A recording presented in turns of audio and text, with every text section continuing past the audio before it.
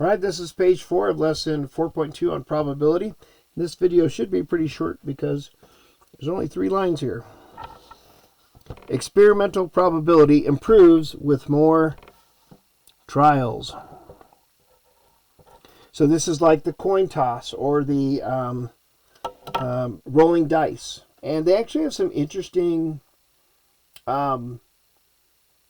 websites on the internet. If you look at, like, type in experimental probability trials, they'll have websites that will do simulations for you, and you can tell it's like, okay, give me data for like 1,000 trials or 10,000 trials, and it'll give you the totals of the outcomes.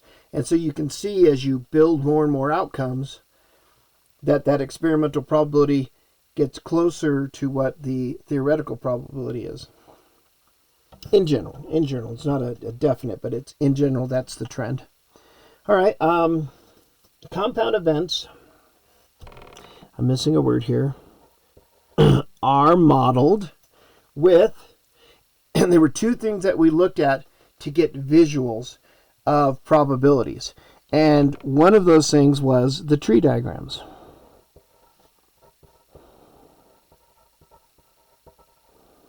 So the tree diagrams are used with the coin tosses, right, to see the outcomes, the possible outcomes for the coin tosses. The other thing we did was outcome tables. And the outcome tables is what we did with the 2-colored dice, like the green and the gold dice. And so outcome tables are the other thing that we use to kind of show all the possible possibilities, and that use that to help calculate the probabilities.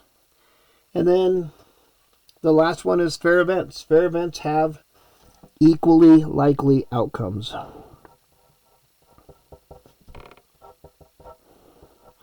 Equally likely outcomes.